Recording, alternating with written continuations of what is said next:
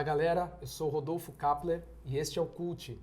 O Cult é muito mais que um programa, é um espaço de divulgação de ideias e de personalidades ligadas às artes, à cultura, entretenimento, ciência, tecnologia e por aí vai. E no programa de hoje nós vamos conversar com uma pessoa muito importante aqui na nossa cidade. Ele é colunista da Tribuna Piracicabana, é filósofo, teólogo, professor do Instituto Federal de São Paulo, campus Piracicaba. Eu estou falando do professor Adelino de Oliveira. Tudo bem, professor? É uma alegria ter o senhor aqui com a gente no programa de hoje e espero que nós tenhamos aqui uma ótima conversa. Tudo bem, Rodolfo? Obrigado pelo convite, eu que agradeço. Satisfação estar aqui para dialogar com você. Professor Adelino é uma pessoa muito conhecida aqui na cidade de Piracicaba, né? Acredito que muitos que estão nos acompanhando através desse programa já o conhecem, outros não, estão conhecendo agora. E para quem não conhece o professor Adelino, ele é chamado de professor justamente pela natureza da vocação dele. Ele é professor, hoje ele coordena o curso de pós-graduação em Educação em Direitos Humanos no Instituto Federal Campus Piracicaba, que é um curso muito importante aqui na cidade, tem formado a mentalidade de muitas pessoas naquilo que diz respeito à pauta dos direitos humanos. E o professor também tem uma atuação política muito forte na cidade, né? Ele é filiado ao Partido dos Trabalhadores, o PT. Na última eleição municipal, ele representou o Partido dos Trabalhadores, foi o representante para a prefeitura, ele concorreu e teve um voto expressivo da população e é uma pessoa muito importante. Eu queria começar, professor, perguntando para o senhor o seguinte: quais são os lugares que o senhor mais gosta de frequentar aqui na cidade e quais são os aspectos da cultura da nossa cidade que mais te agradam? O Kapler, eu vou começar, se você me permite, fazendo uma correção. Acho que importante são as pautas que a gente tem defendido no campo dos direitos humanos, né? Mais do que nosso nome, é aquilo que a gente tenta representar. Eu acho que é assim também para você, eu sei da sua trajetória, acompanho o que você tem escrito e os temas que você tem trazido são muito importantes. Então, mais do que tudo, é exatamente aquilo que a gente defende, que é, em resumo, uma sociedade mais justa, né? Na campanha, a prefeitura, a gente defendeu o direito à cidade. Quer dizer, a cidade tem que ser o espaço de todos, né? E por incrível que pareça, eu gosto muito de Piracicaba. Por incrível que pareça, é difícil dizer qual é o lugar, né, exatamente. Eu gosto muito do centro, morei muito tempo no centro, mas eu tenho feito um percurso de ir à periferia. Piracicaba tem uma riqueza na periferia, e eu vou dar um exemplo, que a gente poderia falar de muitos outros lugares, né? Quando você fala lá da vila que tem o Espaço dos Mineiros, então você tem várias regiões e Piracicaba é marcada por essa diversidade, inclusive da cultura da região. E eu tenho gostado muito de ir ao Bosques do Lenheiro. No Bosques do Lenheiro tem uma liderança que trabalha muito conosco, né? Desenvolvemos um projeto agora chamado Lena do Mercado. E a Lena do Mercado ela tem um restaurante com as filhas que é a melhor comida baiana de Piracicaba. Tempero muito nordestino, bom. A comida baiana. E é ali no centro do bosque. Então é um restaurante chamado Cheiro Verde. Então é um lugar que eu gosto de ir. De frequentar. Eu gosto de comer. Vai com a sua família lá também? Eu gosto de comer aquela comida baiana. Olha lá, gente, fica a dica aí para vocês, aí, piracicabanos e piracicabanas. O lugar é lá no Bosques do Leieiro. O nome? Chama o restaurante Cheiro Verde. Cheiro Verde. E tem uma coisa, Kapler, que é incrível na cidade de Piracicaba, que cada bairro vai trazendo essa identidade. A gente tinha um projeto no programa de governo que era justamente, o tema era os bairros que amamos. Piracicaba tem esse movimento já. Nós temos lá o Monte Alegre, por exemplo, que é um bairro característico, não é? Tem toda uma beleza arquitetônica. Ou os bairros de Santana e Santa Olímpia, que está ligado com a tradição tirolesa. Nós precisamos expandir essa visão e descobrir a culinária baiana lá no Bosques, descobrir a culinária mineira em tantas outras regiões. Então, é uma cidade que tem uma potência cultural, todo mundo sabe, uma cidade que pulsa a cultura, mas precisamos descobrir a periferia numa outra perspectiva. Não só a ideia de olhar para a periferia como espaço da violência, mas há muita vida, né, nos bairros mais periféricos. Muito legal. E o senhor falou um pouco da cultura, né, das diferenças culturais de cada bairro da cidade de Piracicaba, mas queria que o senhor falasse um pouquinho sobre os aspectos da cultura piracicabana que o senhor mais gosta, assim, que mais te agradam. Veja, Piracicaba é uma cidade, como eu falei, que pulsa cultura. Nós temos aqui uma produção cultural muito pujante. Quando você pensa no interior paulista, certamente Piracicaba se destaca, né? Aliás, esse é um trabalho que o Mário de Andrade já fez lá atrás, né? De resgatar a riqueza dessa cultura, que é uma mescla. A gente tem que lembrar que Piracicaba bebe na cultura africana. Nós somos descendentes, né, desse processo de vinda dos negros e tudo sofrimento, mas também tudo de beleza que veio para cá, para o Brasil, e para Piracicaba. A perspectiva da cultura indígena, que está no nome da cidade, mas não só, né? E essa mistura com o mundo europeu, e acentuadamente as comunidades italianas, né? Mas nessa mistura que a gente chama aí de sincretismo no campo religioso e cultural, mas também a miscigenação no campo étnico, né, foi dando uma potência. Então nós temos expressões, eu vou citar uma, né, que é muito rica em Piracicaba, que é, por exemplo, o Batuque de Umbigada. O Batuque de Umbigada é uma tradição que tem uma força aqui em Piracicaba, Capivari, Tietê, né, tem uma representação. Quando a gente fala do batuque, a gente lembra da dona Anici de Toledo, que mora em Capivari. Eu tive o prazer, em 2015, de fazer um trabalho de pesquisa sobre a importância do batuque enquanto manifestação cultural. Mas a gente tem em Piracicaba, por exemplo, né, o samba de lenço, que é uma herança que é guardada, né, uma tradição muito antiga, que a Ediane, que traz essa tradição, é uma beleza, não é? A gente tem o Baque Caipira, que vai fazendo um pouco esse resgate. Eu estou citando aqui o Baque, sou muito amigo do Araque e da Natália Pucci, professora inclusive de filosofia também, que tem feito, são dois nomes, né, ligados a todo um grupo que vai preservando as duras penas. E aí a gente entra num momento talvez, né, mais delicado, porque nós não temos políticas públicas adequadas para fazer o resgate, a memória, a manutenção dessa cultura que é tão bonita e admirável, né? Muito legal. Professor, fale um pouquinho da sua origem. O senhor nasceu em Piracicaba ou não? Se não nasceu, há quanto tempo está aqui, mora aqui? Eu nasci em São Paulo. Minha mãe é migrante, né? Vem da Bahia, meu pai vem de Minas, se encontra em São Paulo. E eu moro em Piracicaba há 22 anos.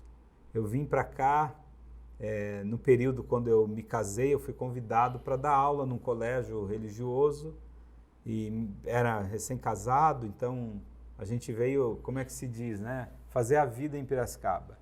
E foi uma experiência fantástica de sair da capital e morar numa cidade que tem duas vocações, né, se a gente pudesse dizer assim. Esse perfil mais interiorano, as pessoas se conhecem, não é? Existe um jeito de viver, mas ao mesmo tempo uma cidade que tem uma dimensão de ser metrópole, né? Piracicaba é uma cidade com muitas possibilidades. Se tornou, inclusive, agora metrópole, né? Sim, aí quando a gente fala da região metropolitana, né? Sim. Exatamente. Mas Piracicaba tem essa vocação, não é? Antigamente, as pessoas diziam assim, né? Piracicaba é o fim da linha, né? Porque o trem parava aqui, não é?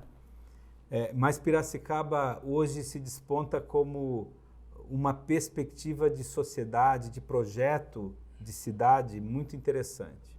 O nosso grande desafio, Kapler, é que a nossa cidade, que é uma das mais ricas, olha o que acontece aqui. Nós estamos no estado de São Paulo, que é o estado mais rico do país. E E nós estamos numa das cidades mais ricas do estado de São Paulo, na região mais próspera, né? Sim. Eu gosto de dizer que se Piracicaba não der certo, do ponto de vista social, de resolver os nossos problemas de habitação, de educação, de transporte, os problemas que é próprio do Brasil, né, dos países da América Latina, de pobreza e de injustiça social, se nós não dermos certo, é que o Brasil não vai dar certo. Piracicaba tem tudo para ser uma cidade modelo do ponto de vista do desenvolvimento. Eu mesmo sou professor no Instituto Federal e nós temos quantas grandes instituições de ensino, né? Aqui em Piracicaba. Nós temos a USP, né, com a Exalc, a centenária Exalc, a Unicamp, né? Nós FOP, temos a famosa FOP, com um curso importante, né, na área de odontologia. Nós temos em Piracicaba a EP, que é uma instituição pública de engenharia. Nós temos o Instituto Federal, Instituto Federal, que é uma potência, a FATEC, que é uma potência. A Unimep, na verdade, é uma grande universidade, mas é uma universidade privada, né? E que, infelizmente, vive uma crise terrível. Mas é também um patrimônio. A Unimep, durante muito tempo, você tinha duas grandes universidades em São Paulo, que era modelo de universidade privada, mas que tinha uma característica de universidade pública, que era a Unimep e a PUC de São Paulo. Então, o que aconteceu com a Unimep é lamentável por tudo que ela significava, né, da produção cultural e de pesquisa. E até na história da nossa cidade, né? Os metodistas foram aí os primeiros grupos aí protestantes a chegarem aqui na cidade. Primeiro grupo, né? Você tem um período, inclusive, que primeiro, claro, Piracicaba dominada pela perspectiva do catolicismo, né? E quando chegam os metodistas, aí você vai ter uma divisão. E durante muito tempo essa divisão vai predominar, inclusive no sentido da rivalidade, né? Sim. Os salesianos vêm para Piracicaba com essa necessidade de ter um colégio católico para fazer frente ao colégio metodista, né? Tinha o Colégio das Irmãs, o antigo Colégio Assunção, mas depois essa visão, né, até de disputa durante um certo tempo, hoje não existe mais, né? Mas essa coisa da rivalidade entre o mundo católico, o mundo protestante, né? Mas é um outro tempo.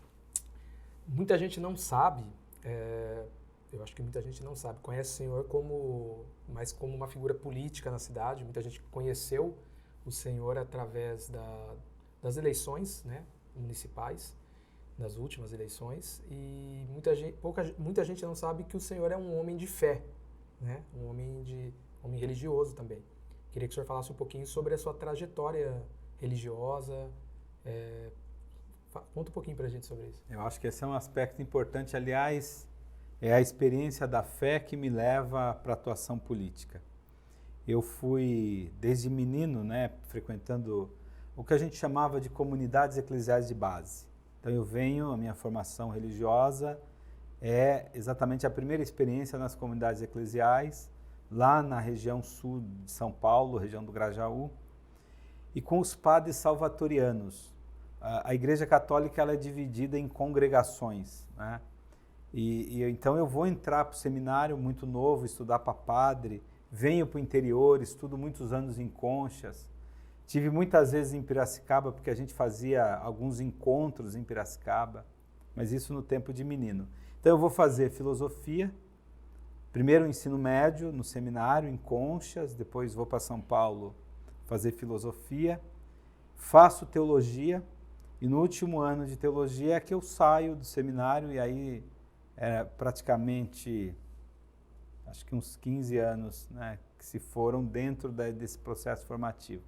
Mas essa experiência religiosa, e na teologia principalmente, é muito marcada por um viés, uma leitura teológica, que é a grande teologia formulada na América Latina, que é a teologia da libertação. O senhor vem desse... eu vou ser formado... Desse locus. Vou ser formado dentro do espírito da teologia da libertação. É claro que quando eu estudava teologia, final dos anos 90, eu termino a filosofia em 96, 97 eu faço noviciado. Noviciado é um período, né, que a gente fica distante dos estudos. Em 97 ou 98 eu entro na teologia. Mas aí a teologia, ela vai trazer, já no finalzinho, a teologia da libertação está mais enfraquecida, mas os grandes mestres, todos eles bebiam nessa fonte, né? Sim. Então a gente vai ler os grandes teólogos da América Latina.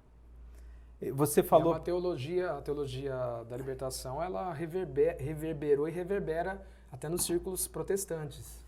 Não é uma teologia católica só. Então, quando você pensa, por exemplo, um grande teólogo do Antigo Testamento, Milton Schwantz, não é católico, é de origem protestante. Sim. A produção da teologia, ela vai avançar para um nível de ecumenismo, aí o ecumenismo na formulação, que nunca se viu, né? Mas isso não é só na América Latina. Quando a gente pensa a teologia cristã, você tem grandes teólogos que vêm da tradição protestante. Sim. E muitos protestantes que leem os teólogos Sim. católicos, né? Com certeza. Então, porque aí a teologia, ela não está fazendo proselitismo, ela está no campo da produção de um conhecimento mais rigoroso. E eu sinto que isso se perdeu.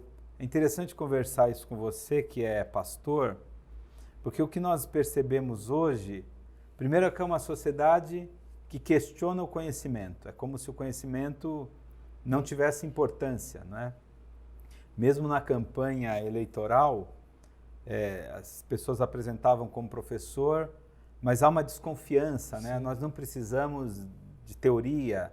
Então, eu acho que essa é uma das crises do mundo de hoje. Até passamos por esse momento difícil de relativização da ciência, né? Exatamente. O obscurantismo, essa visão obscurantista, anti-intelectualista, que tem uma consequência muito ruim, né? Que é uma sociedade fechada, ou esse debate, não é? A partir das fake news e da produção da desinformação. Tem até o conceito da pós-verdade, né? Tem um livro interessante de um filósofo italiano, é um filósofo que vai depois se converter ao catolicismo, Gianni Vattimo, e ele tem um livro chamado Adeus à Verdade, que é essa verdade que se foi, não é? Que não importa mais. Mas, de qualquer maneira, a teologia, ela é esse pensamento que busca, a partir de dois exercícios, né, da exegese, da hermenêutica, fazer a leitura, qual é a verdade do texto sagrado. Isso você conhece bem, eu não vou entrar no tema que é bem a sua área. Mas é um mundo, hoje a nossa sociedade, com essa divisão política, ela abriu mão do debate sobre a verdade. O que é a verdade sobre uma política econômica, sobre um projeto de sociedade, não é? Tem até uma frase, né, que bem popularesca, bem clichê, que é: eu prefiro ser feliz do que ter razão. É uma frase que muita gente diz por aí, né, posta no Instagram, mas é uma frase falaciosa, porque existe a busca pela verdade. A gente tem que debater e buscar a verdade nas mais variadas áreas do conhecimento. Quando a gente, que nem o senhor estava falando, quando a gente abandona a verdade, homens maus irão cooptar a verdade, ocultar a verdade para os seus próprios projetos pessoais, que é o que tem acontecido no Brasil e no mundo. Então, veja, a gente estava falando do cristianismo, né? E você traz o tema da razão e da verdade. Desde a origem da formulação mais teórica do pensamento cristão, você tem o primeiro momento, que é o testemunho ainda apostólico, a construção do texto do Novo Testamento. Mas você tem logo em seguida, logo no final do século I, século II, aqueles que a gente chama dos pais da igreja, né? Que vão formular as explicações mais racionais sobre a fé. Vão se debruçar, e você tem a grande tradição do cristianismo medieval, cristianismo antigo, passando pelos grandes pensadores. E essa preocupação sobre o que é a verdade sempre foi ali de forma racional.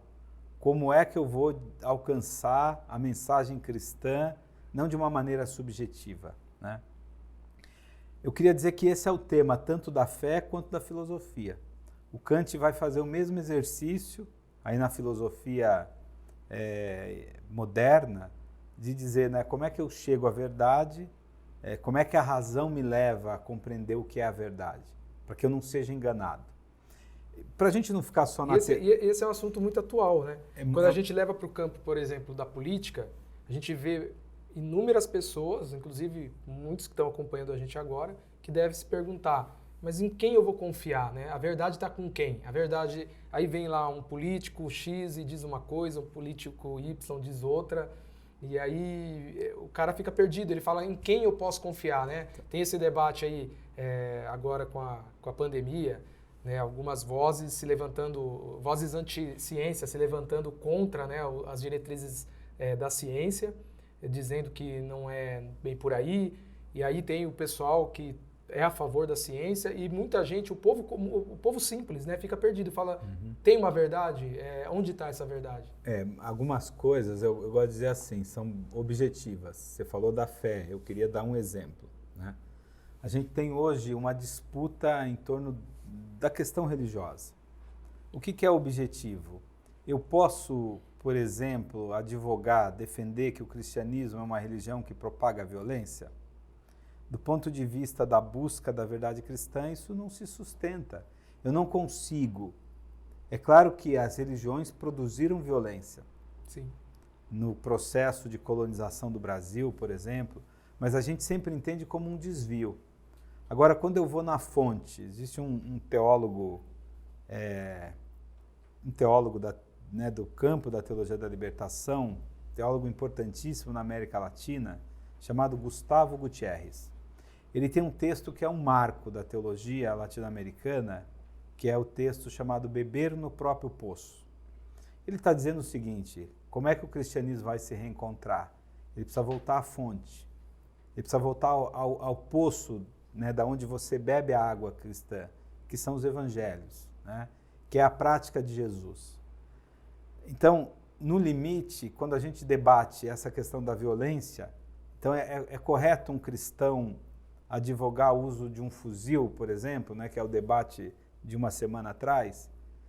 Isso não tem nenhum amparo na tradição do cristianismo. Nem nas palavras do próprio Jesus, né? Aliás, Jesus fala para virar face, Jesus fala para amar os inimigos, e né, não tem mesmo como a gente fazer uma hermenêutica das palavras de Jesus, uma hermenêutica que sustente isso. Exatamente, né? Acho que você faz, ou aquela passagem, né, que ele vai ser preso e o discípulo saca da espada, né? Quer dizer, qual é a pela espada fere e será ferido, né? Qual é a postura? Então, o que eu quero dizer com isso é que nós vivemos num tempo de relativismo tão grosseiro e de revisionismo histórico, né? Também. Sem nenhum tipo de fundamento, Sim. que vai se deturpando. Mas há uma verdade que não é subjetiva. E aí, quando a gente está falando no campo da religião, dá para falar tudo? O cristianismo cabe tudo? Não cabe. O cristianismo ele tem uma essência. É essa essência que precisa ser buscada, né, pelo teólogo, pelo crente, pelo fiel. Mas e no campo da política? Cada um fala uma coisa, né? Você colocou bem, Kapler. Como é que eu chego a uma verdade? O questionamento das pessoas. Como é que eu chego a uma verdade? A gente tem que pensar o seguinte... Quem está com a verdade é a pergunta que as pessoas fazem, né? Quem é que está com a verdade? Eu gosto de dar uma resposta da seguinte maneira. A gente começou a falar de Piracicaba, que é uma cidade rica. A gente pode perguntar, mas ela é rica para quem? Uma ótima pergunta. Piracicaba é uma cidade que tem muito dinheiro, tem muita gente que ganha dinheiro em Piracicaba, mas como todo o Brasil, é uma cidade marcada por muita pobreza. Pobreza. Você não precisa ir, diferente de São Paulo, às vezes para você entrar nos bairros mais pobres, você tem que viajar 20 quilômetros do centro. Piracicaba, 1,5 km, você já se depara com pessoas vivendo em condições inadequadas, né? Condições subhumanas, inclusive. A questão da moradia é um problema sério na nossa cidade. Então, quando você fala qual é a verdade, a gente tem que pensar o seguinte: nós temos quantos habitantes? 400 mil em Piracicaba? No Brasil, nós somos 213 milhões. O projeto de sociedade que nós temos cabe 213? Isso é objetivo. Isso quer dizer o quê? Nós temos um modelo de organização social, de economia, que 213 milhões de pessoas podem comer 3 vezes ao dia. O nosso modelo de educação comporta todo mundo na educação. Se a gente chegar à conclusão, olha, mas esse modelo hoje são 19 milhões de pessoas vivendo em insegurança alimentar. Quer dizer, pessoas que passam fome. 19 milhões que passam fome. Depois nós temos 14 milhões de pessoas desempregadas. Essa realidade, ela é compatível com a nossa ideia do que é correto? Então isso é o objetivo, a gente precisa ter um programa político. O programa político significa o quê? É a forma que nós vamos organizar a sociedade. Nós vamos conseguir organizar de maneira que caiba a todo mundo? Aliás, isso a gente começou a falar da tradição bíblica, isso é profundamente evangélico, né? Quer dizer, quando tem uma ação de Jesus, né, o pessoal está lá, né, no monte e fica tarde, está com fome, a postura dele é: vamos dividir o pão. Os apóstolos, né, mas não temos pão para todo mundo. E aí Jesus vai ensinar: é preciso que o pão dê para todo mundo. E quando você divide, você vai perceber que dá e sobra, né? Quando a gente pensa na produção de riqueza do país, alimento, né? O Brasil é um dos maiores produtores, né, no campo da agricultura. Por que as pessoas passam fome? Nós exportamos comida, né? Nós temos uma tecnologia... Tem até aquela frase, né? O agro é pop, né? Mas eu acho que não é pop não, né? Porque não está... Não é popular. Não está, exatamente, alcançando as massas, né? Porque o modelo do agronegócio, até o nome, né? Quando você pensa na produção de alimento associada a um negócio, é um modelo que produz riqueza, mas que produz muita miséria, tira muita gente do campo.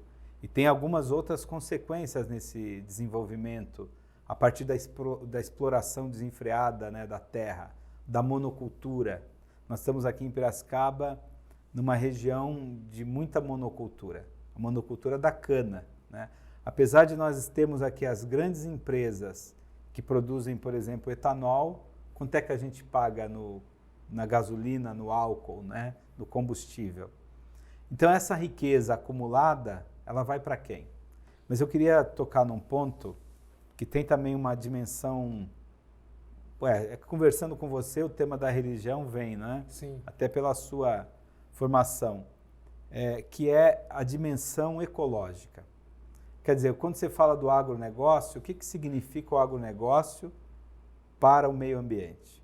Como é que nós vamos aprender a ter uma produção, hoje a gente chama de agroecologia, que produz alimento de forma sustentável, sem esse volume de agrotóxico que vai envenenando, né, tantas questões aí ligadas à saúde, mas com viés na sustentabilidade e no acesso das pessoas ao alimento. Então a gente precisa mudar a matriz.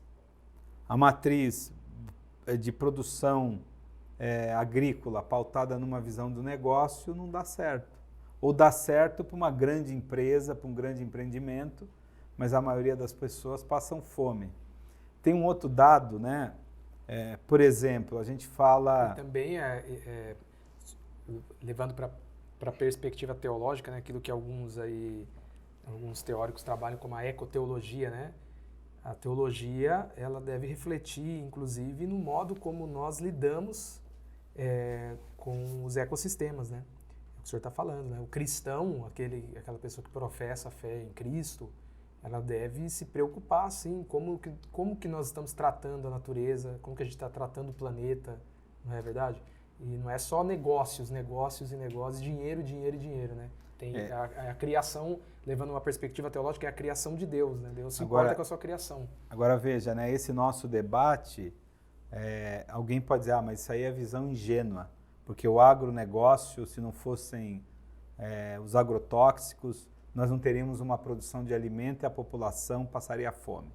A gente tem exemplos, inclusive no Brasil, de assentamentos que têm feito uma produção sustentável, né?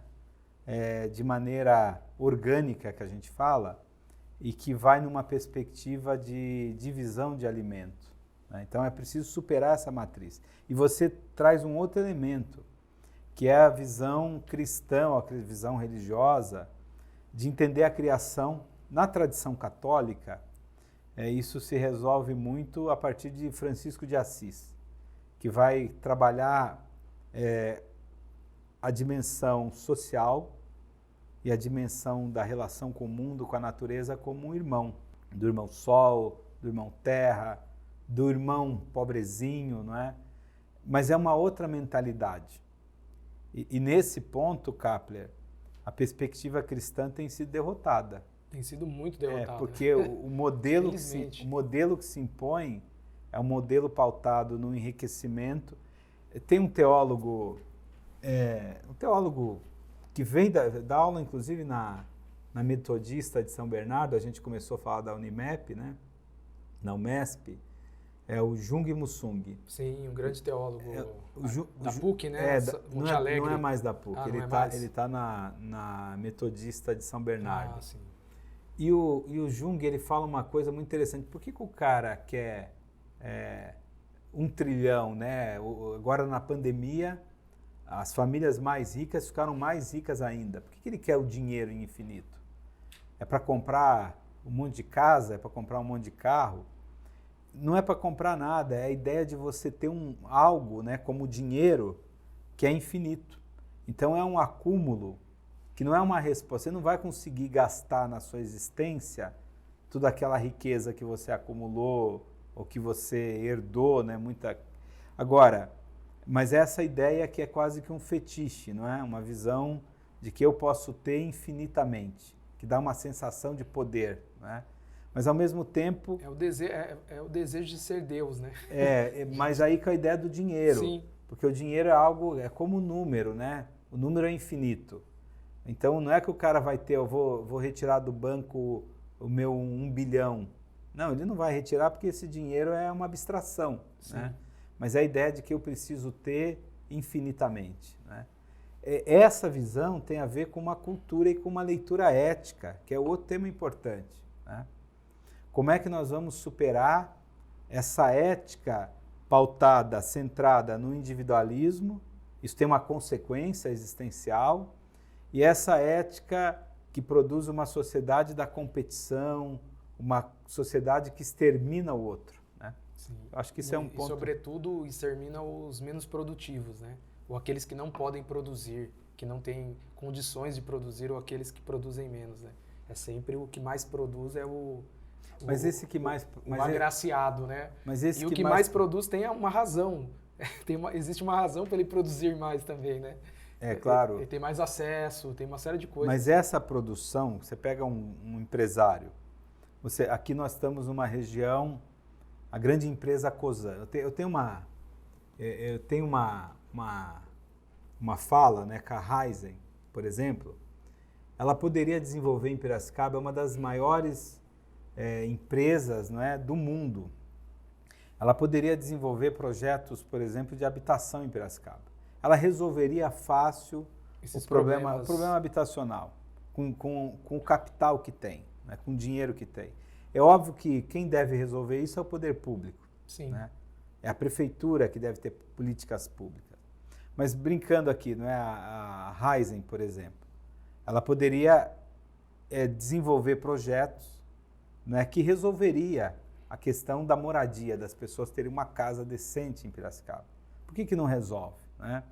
Nós temos aqui uma entidade, a ACIP. A ACIP é a Associação, né, Comercial de Piracicaba. A ACIP está construindo um prédio. Quanto é que a ACIP vai gastar na construção de um prédio? 30 milhões, 50 milhões, não é? Do ponto de vista de projetos sociais que tornaria a sociedade mais sustentável, né? Como é que a ACIP pode ser envolvida num movimento que a gente poderia chamar de responsabilidade social? Mas por que a gente está falando disso, né? Você dizia de quem produz mais. Mas como é que esses grupos produzem... Que a sociedade valoriza quem produz mais. Essa sociedade que a gente vive, né, dentro desse sistema neoliberal, sistema capitalista ao extremo, né? Então você tem que produzir. Se você não produz, né, os inválidos, os mais pobres, eles nem são enxergados, né? Mas são invisibilizados. Mas são esses que mantêm. O que eu queria chegar no ponto é de uma produção que é fruto da exploração do trabalho do outro. Talvez desses que são chamados de não produtivos, né? Então, a lógica da sociedade é uma lógica de concentração de riqueza de um lado, mas essa concentração de riqueza se dá a partir da exploração do trabalho do outro que não tem riqueza, que fica sem nada. Um exemplo é os motoristas de aplicativos. Um exemplo, eu vou dar um exemplo lá já que a gente começou falando do Bosques, tem uma senhora, eu tive na casa recentemente, a Dona Maria das Graças, evangélica, da congregação cristã. No Bosque, nem todo tem a congregação, mas tem lá uma série de designações religiosas. Assembleia de Deus, tem que todas. é forte também, né? Tem muitas designações que eu estou começando uma pesquisa, tentando mapear essas denominações lá no Bosque.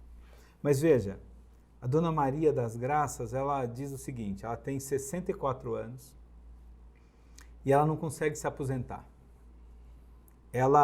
Daí eu perguntei, mas por que a senhora não consegue? A senhora não trabalhou? Quando é que a senhora começou a trabalhar?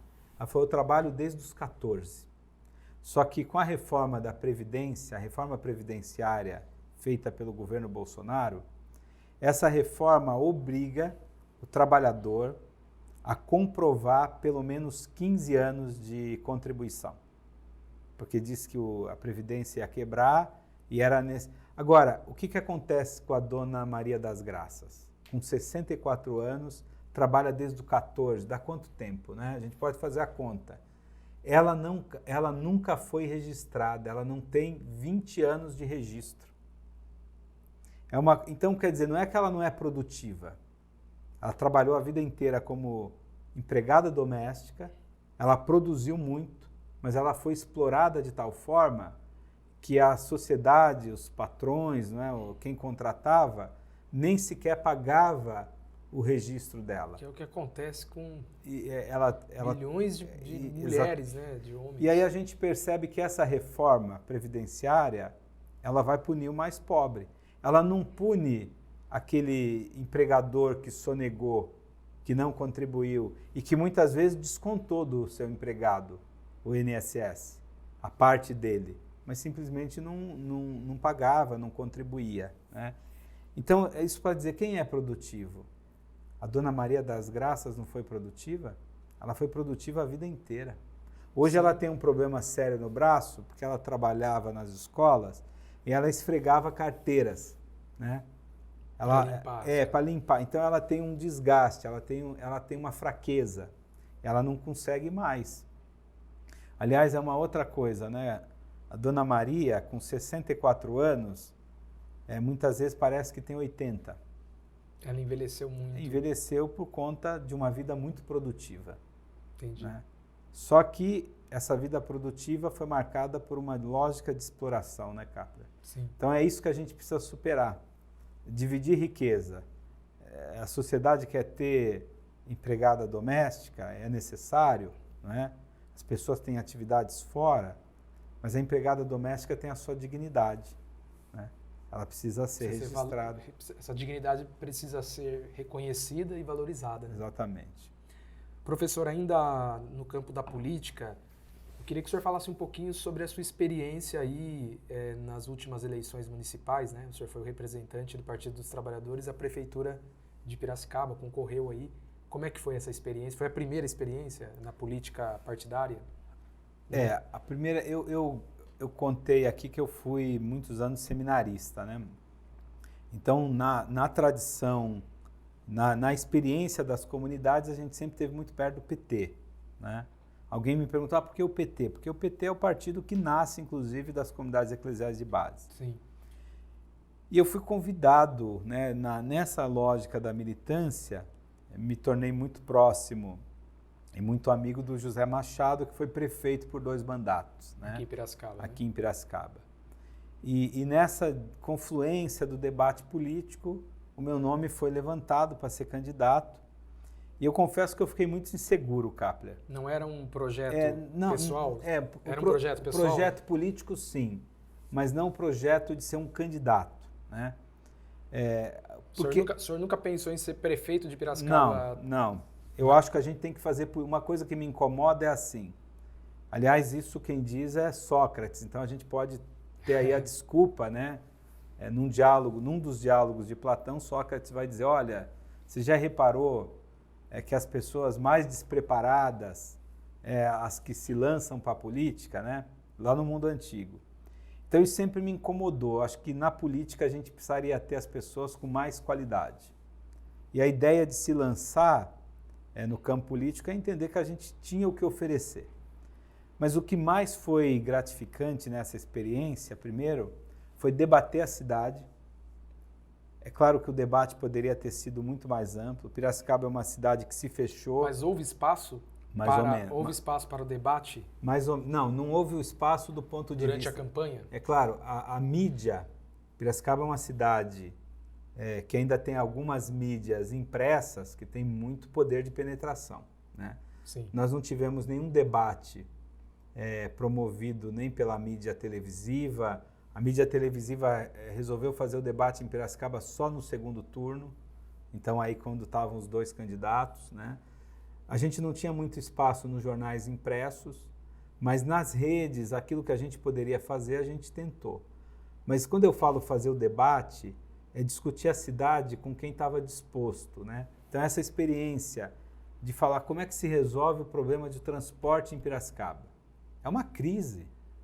Nós celebramos agora, no dia 30 de agosto, os 30 anos da inauguração do Terminal Central de Integração de Piracicaba.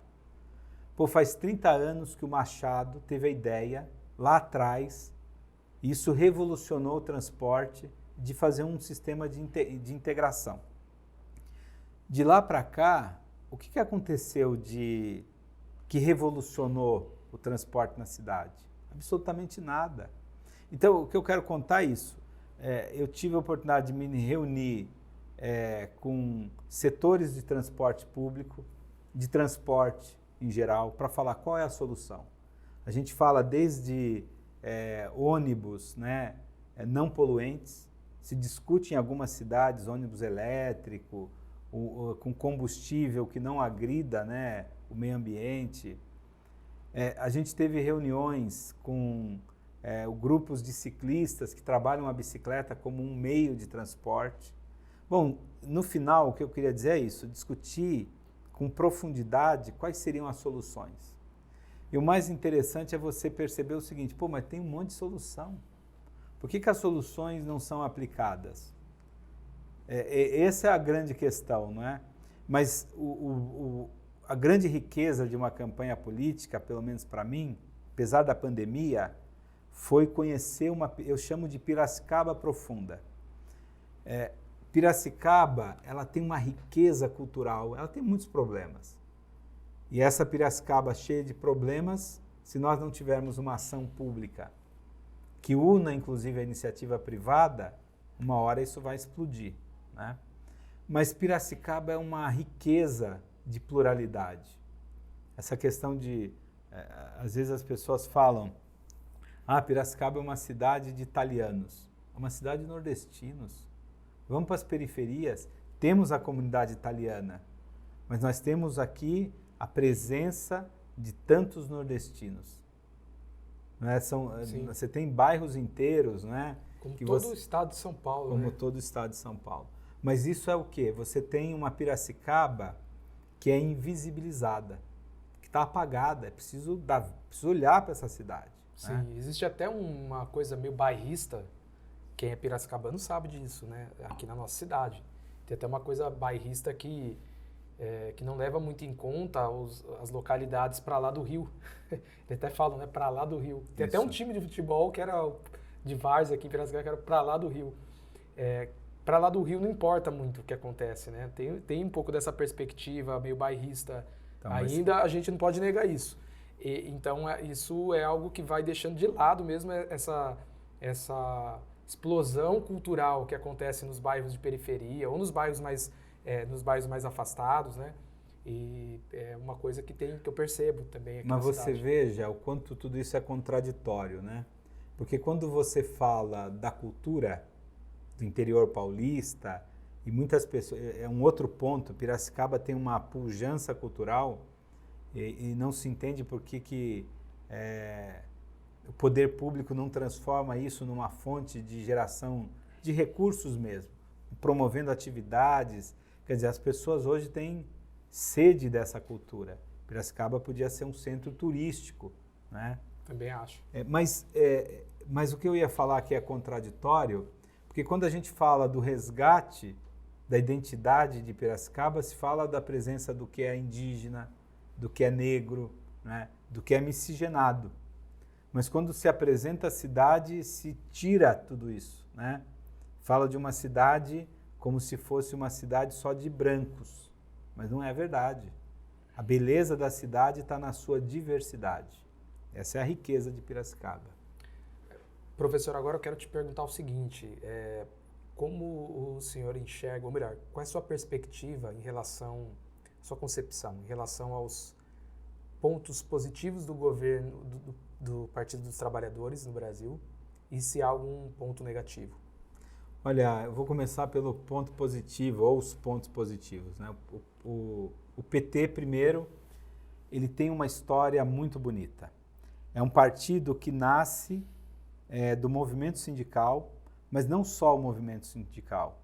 É uma confluência, né? O Lula, que é a grande referência, é um operário, a liderança do operário. Mas, ao mesmo tempo, a presença de tantos intelectuais. A gente não pode esquecer que na fundação do PT estava ali aqueles grandes intelectuais, setores de uma igreja, para também não esquecer, né, muito avançada. A gente lembra de Dom Paulo Evaristo Arnes, em São Paulo, que participou da fundação do partido. Então, é um partido que tem uma diversidade, né? A experiência do operário e, ao mesmo tempo, esse repertório dos intelectuais, dos artistas. É um partido que sempre teve muito a presença dos artistas desde a sua fundação. E o PT, ele vai se constituir nesse processo de redemocratização. Eu gosto de dizer que ele é um patrimônio, não dos petistas, ele é um patrimônio da sociedade brasileira. Como a gente poderia pensar outros partidos também, que nascem naquele momento que o Brasil está se reconstruindo democraticamente. Então, o PT é um patrimônio da democracia brasileira. E o PT vai fazer algumas experiências de governo que são muito marcantes. A gente vai pensar, antes do governo, dos governos do Lula, os dois governos do Lula, depois do governo da Dilma, a gente vai pensar a experiência do governo de São Paulo, com a hoje deputada Luísa Erundina. Uma experiência fantástica. Em Piracicaba acontece uma coisa interessante, porque quando a Erundina ganha em São Paulo, José Machado ganha em Piracicaba. E a experiência do governo do José Machado é algo assim fundamental. Só para citar um exemplo, quem é mais velho vai lembrar. Ele traz para Piracicaba o orçamento participativo. O que significa isso? Você imagina a população decidindo aonde vai se usar o dinheiro público. Isso também gera um outro movimento, não só a aplicação do dinheiro, mas quando você traz as pessoas para debater quais são os problemas, onde nós vamos investir o dinheiro. As pessoas se sentem partícipes de um movimento, elas se sentem pertencentes à cidade. Isso reforça a ideia de cidadania. Então, com o governo do José Machado em Piracicaba, para falar do PT, nós tivemos esse entusiasmo. Se você conversa com os mais velhos, todo mundo fala, nossa, mas o governo do Machado... O orçamento participativo é um exemplo. Depois eu falei da integração, as revoluções e as transformações que foram sendo feitas. No âmbito nacional, o Kapler, aí a partir do governo do presidente Lula, nós tivemos uma experiência impressionante. Do ponto de vista da democratização dos espaços. Eu vou citar mais um exemplo, né? A gente pode falar de tantos, o fortalecimento do SUS, etc., mas a universalização do acesso ao ensino. No final do governo Lula, o Brasil tinha saído do mapa da fome. O que significa isso? 500 anos, onde a população passava fome, e você sai do mapa da fome. Alguns projetos que são impressionantes. Por exemplo, o projeto Luz para Todos. Talvez aqui em Piracicaba, no centro, a gente não debata e não se... Pô, mas o que é luz para todos, né? Num lugar com toda a infraestrutura. Mas vai para algumas comunidades rurais de Piracicaba. Ou vai para algumas comunidades do Brasil profundo, no Nordeste ou no extremo sul do país. O projeto Luz para Todos é uma coisa muito simples para dizer todo brasileiro tem que ter direito à luz elétrica. Né? Isso é uma revolução. Do ponto de vista social, eu sou professor no Instituto Federal, a construção do Instituto Federal. Então, é claro que eu poderia aqui... são alguns pontos que o senhor gostaria de listar. O combate sistemático à pobreza, a ideia, né? Eu tenho sempre uma imagem, a minha mãe, todo ano, né, quando podia, gostava de ir para a Bahia e sempre ia de ônibus, né? Quando, no segundo governo Lula, ela conseguia ir de avião. Para ela foi um marco, né? Isso é um marco. Quer dizer, a população... Essa perspectiva de dar oportunidade, distribuindo renda. O governo do PT, ele diminuiu as injustiças. Ele avançou com as cotas, enfrentou o tema do preconceito, fez uma Secretaria Nacional dos Direitos Humanos para debater temas como, não sei se você sabe, o Brasil hoje é o país onde mais se comete linchamento no mundo. Então, e quem que é mais linchado? Né? É claro, é o pobre. Mas negro, nordestino, gay. Exatamente, a população LGBT é a mais vítima de linchamento. Então, quando você cria uma política pública para enfrentar a questão dessa violência aberta, né, isso é um avanço. Agora, veja, o Brasil é um país que tem uma história com a questão do clientelismo, com a questão do tomar lá da cá. E do patrimonialismo. Sim. Patrimonialismo quer dizer, o sujeito tem um cargo público e ele age como se fosse dele. Como se fosse dele. É o prefeito achar que a cidade é dele. Lidar com a coisa pública como se ela fosse pessoal, né? Exatamente. Se ela fosse particular, né? O clientelismo ainda é um problema. Você falou da campanha. A questão, por exemplo, fazer campanha em Piracicaba, acho que isso deve ser um reflexo do Brasil. Estava conversando com uma amiga do Rio de Janeiro, ela disse que é muito parecido. Você vai para uma comunidade carente, a pessoa pergunta para você assim, você é candidato? O que você pode me dar? Aí você fala, não, eu tenho essa visão, vamos construir cidadania. Não, isso não me interessa. Eu quero saber o que você pode me dar agora. Você paga essa conta para mim? Isso é uma relação clientelista que predomina e que a gente precisa debater em Piracicaba, porque é um jeito de fazer política que torna muito difícil você fazer política trazendo propostas. Sim. Porque a população está acostumado àquele candidato que me traz algo, uma população que tem muitas carências. Mas eu não quero fugir da pergunta, quando você fala, Adelino... Dos pontos negativos. Dos pontos frágeis, né? Eu acho que o PT... ele não conseguiu enfrentar, como a sociedade esperava, o tema, por exemplo, da corrupção. Eu não acredito que a corrupção seja Essa é a maior crítica ao Partido dos Trabalhadores. Né? Agora, eu não acredito, e não é uma questão ingênua, que os grandes quadros do partido, as grandes lideranças tenham se corrompido. Mas nós não conseguimos, quando no governo, criar estruturas até por conta das alianças. Né? Então, você imagina que você assume a presidência da República e você vai fazer aliança com todo mundo para poder governar. Você faz aliança com pessoas que estão no seu campo e que têm um compromisso social como o seu, mas você faz aliança também com aqueles que são de uma tradição política muito antiga. É o chamado presidencialismo de coalizão, né? Que a gente tem que se fazer coalizão para poder governar. Presidir e governar. Exatamente. mesmo porque o PT nunca teve o parlamento na sua maioria, sempre teve que ter o apoio do Centrão, por exemplo, né? Porque se você não tem o apoio, nenhum projeto de lei passa. Ou no limite os caras se unem, como aconteceu em 2016, e eles depõem o governo, né? Essa questão da coalizão, ela é um ponto, aquilo que a gente já chamava desde o governo Fernando Henrique, que é o fisiologismo. O fisiologismo é o quê? A prática do político é que ele quer algo em troca. Então ele não faz política... Isso pensando no bem comum. Ele exatamente. Faz pensando... Que é a ideia mais alta de política, Kapler. Então imagina que nós dois fôssemos políticos e de partidos diferentes. Nós estamos debatendo a cidade. Nós vamos sentar e vamos falar, bom, mas qual é o melhor projeto? Essa visão de debater em alto nível, isso não existe no Brasil. E o PT, ele foi atropelado por isso. Eu falo em qualquer lugar, eu acho que hoje talvez a sociedade já entenda isso, não é? Ninguém pode dizer que a Dilma, pessoalmente, era uma mulher corrupta. Isso é um fato. Ela foi inocentada, aliás, nem abriram o processo.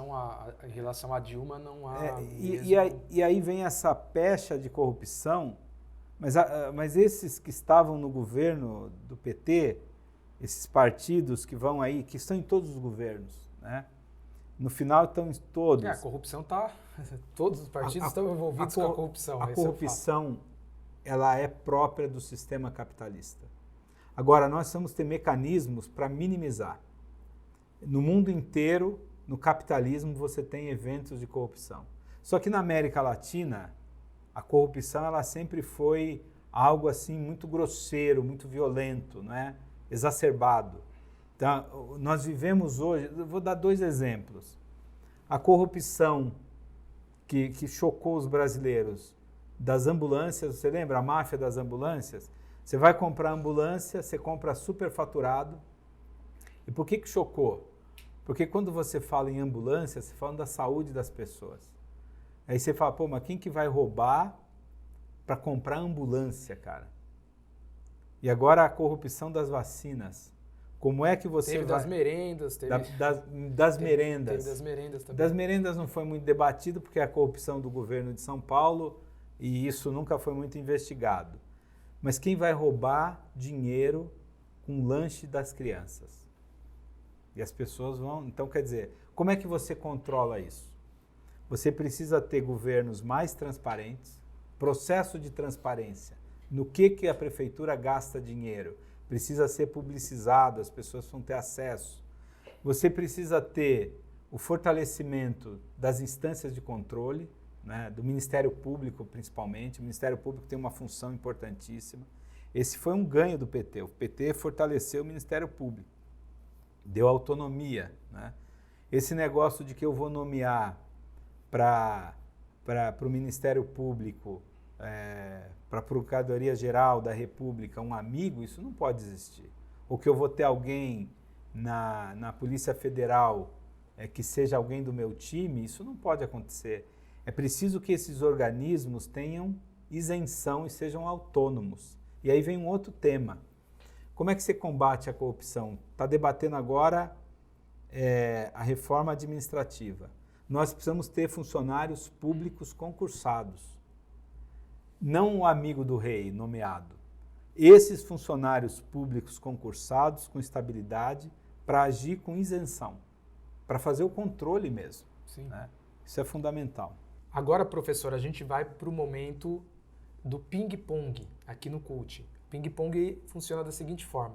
Eu vou apresentar uma palavra ou um conceito para o senhor e o senhor vai fazer a sua definição. Vamos lá? Tá bem curta. Bem curta. Então, vou começar com próximas eleições. O Brasil precisa superar essa crise. As próximas eleições é o momento do Brasil se reencontrar com a democracia. Direitos humanos. Fundamental. É preciso criar uma cultura dos direitos humanos. Direitos humanos não pode ser uma ideia abstrata. Direitos humanos é comida no prato, é casa adequada, é ter acesso à educação, é ter uma vida cheia de possibilidades. Educação. Educação é central. A educação é o caminho, inclusive, para transformar a vida dos jovens, mas transformar a sociedade. É preciso garantir uma educação universal para todos, superando o analfabetismo e dando acesso para o ensino superior. Família. A família é o berço, né? A base da sociedade. As nossas famílias, elas precisam ter amparo, mas não um modelo de família fechado. Hoje nós temos vários arranjos familiares, né? É preciso que as famílias sejam respaldadas, para que ali as crianças, se for o caso, né, em algumas famílias, possam se educar. E por fim, livros. Livros, primeiro é uma paixão pessoal, né? O Brasil tem uma cultura de baixa leitura. Nós falávamos de políticas públicas que fomentassem a leitura. Mais livros, a gente sempre brinca, né? Mais livros, menos armas.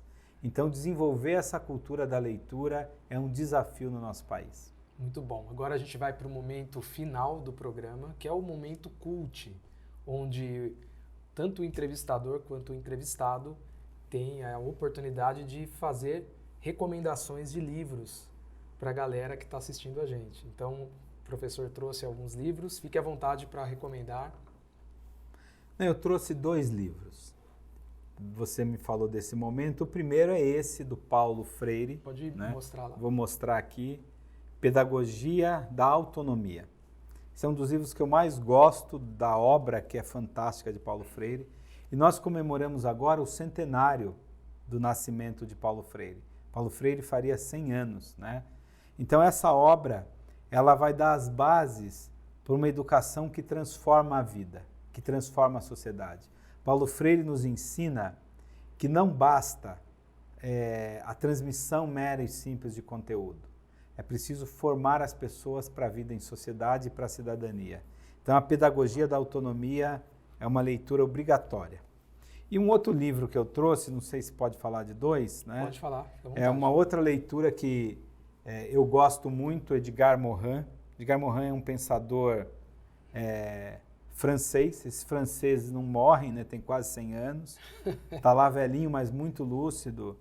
Eu gosto até do Morin, porque ele tem feito muitos twitters, né? E eu trouxe esse, Ensinar a Viver, Manifesto para Mudar a Educação.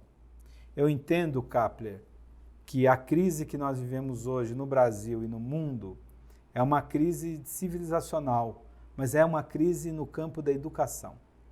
Nós precisamos avançar no sentido de transformar a educação para formar para a cidadania.